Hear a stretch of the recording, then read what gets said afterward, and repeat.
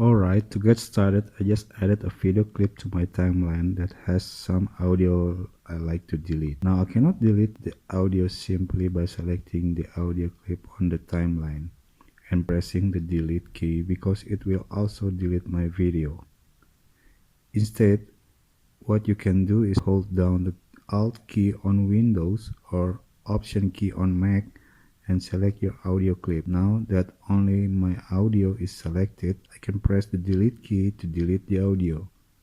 Another way to delete your audio is by right-clicking your audio clip and selecting Unlink. Now you can select your audio and video clip independently and delete your audio clip easily. Okay, and that's it for this tutorial.